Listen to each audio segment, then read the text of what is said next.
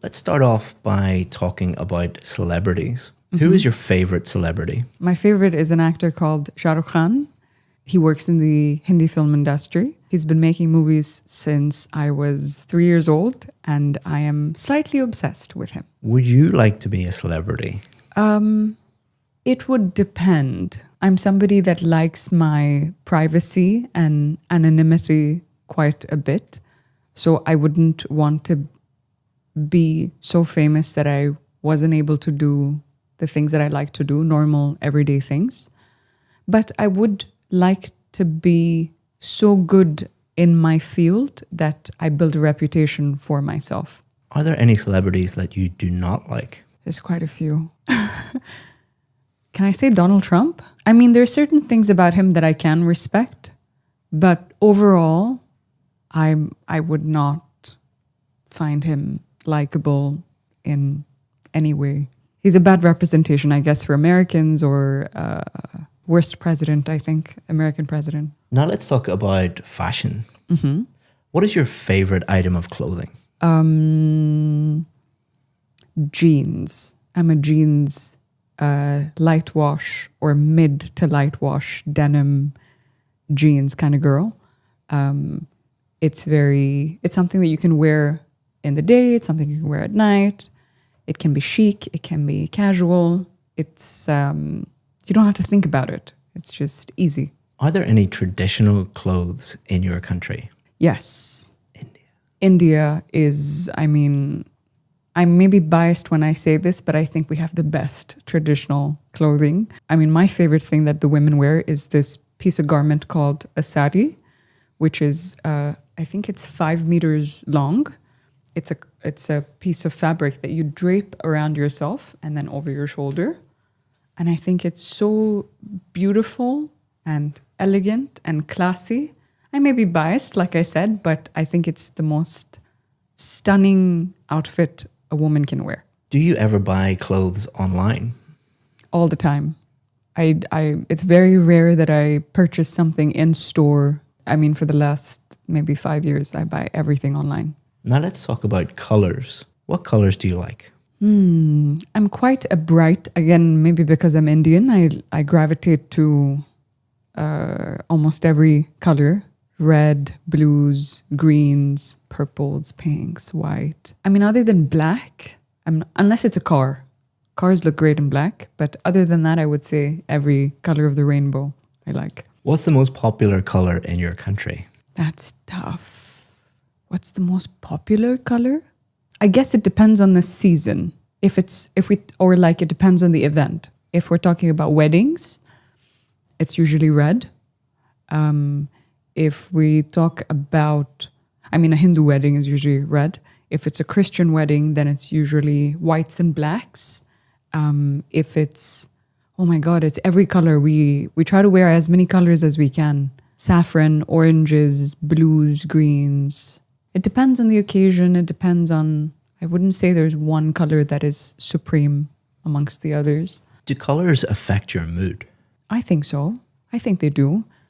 I guess when I'm feeling gloomy and I put on a dark color, perhaps subconsciously to reflect my internal gloominess, it makes me feel probably more gloomy. But if I force myself to wear something bright when I'm not feeling so good, I think I'm able to absorb some of the energy of that color and feel perhaps a little better. Food that I learned to prepare, I'm pescatarian, so I don't eat meat, but I love food. And I have a gluten intolerance, so I can't eat a lot of the Indian food. So this is a little recipe that I learned how to make, which is basically paneer. We call it cottage cheese in English. It's like a spiced tomato base with cottage cheese, with paratha, roti, but it's made out of ragi flour, which is gluten-free and super rich in calcium and very good for people with diabetes, although I don't have diabetes. It's very nutritious, basically. Together, it's the perfect meal. It keeps you full. I love being healthy. I try to be as healthy as I can. So, yeah, that's probably my go-to meal in the evening because I don't have to think about, I have all the ingredients. I don't have to think about how to make it. It's kind of automatic and it's delicious, which is the most important part. It's not compromising on the taste because I can't eat salmon and rice every day. I want to eat something that's more flavorful and nutritious. Sometimes when I'm feeling adventurous, I like to eat it with yogurt, either Greek yogurt or regular yogurt, and add a couple Indian spices into it and mix it up. So the spiciness of the paneer, cottage cheese, the texture, like a drier, stiffer texture of the ragi roti, and the creaminess and coldness of the yogurt is match made in heaven. So we've been talking about a dish that you like to prepare. And we're going to continue to talk about cooking and young people and cooking. What kind of things can children learn to cook? To thank you for watching this video, I want to give you a free course that has helped thousands of students improve their IELTS speaking score. What it's going to do is take you through every single part of the test and give you strategies for part 1, part 2 and part 3, and also allow you to practice at home for free and get feedback. To sign up for that for free, all you have to do is just click the link in the description. Thanks very much, and let's get back to the video. I'm trying to think about what's safe with the parents there. Obviously, we're assuming. So if a child's going to be around the stove or an oven, let's say the parents are there. I think baking is very fun, especially little things like cookies that you can make shapes out of. It's like a fun activity for parents and children to do together. Baking is good. On the stove too, but I think that requires a little bit more precision. So kids should bake like Christmas cookies, probably. Do you think it's important for children to learn how to cook? Absolutely. It's a survival skill, in my opinion.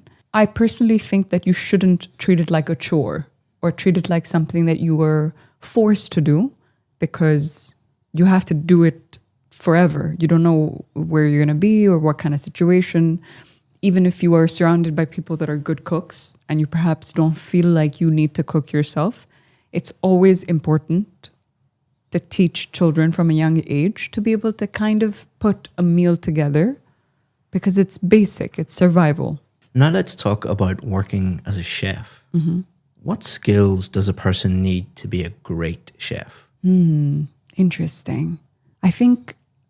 I mean, from what I've heard, I've never worked as a chef or worked in a kitchen before, but I think it takes a lot of trial and error. So for that reason, I would imagine that the person would have to be very patient. And with that patience, you need to have an inherent passion for the food that you're making. I think chefs usually specialize in one or more cuisines. So just having an understanding of the background of the spices, where it comes from, of the meat, where it comes from. If you're not passionate about that, it can probably tire you out to be that invested in learning. So patience, passion, and a good environment, like access to good teachers, access to good books, access to good produce would probably help you hone your craft a lot more. How enjoyable do you think it would be to work as a professional chef? I think that would be completely dependent on the environment that you're in. I imagine it would be a very stressful job if you worked in a Michelin star restaurant, for instance. But then if you had a food truck and you sold tacos and you had a bunch of happy children and happy families coming around, I guess the environment would be completely different. I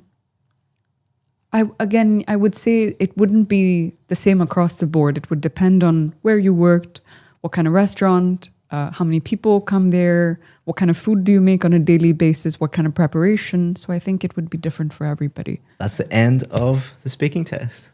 Well done. Thank you.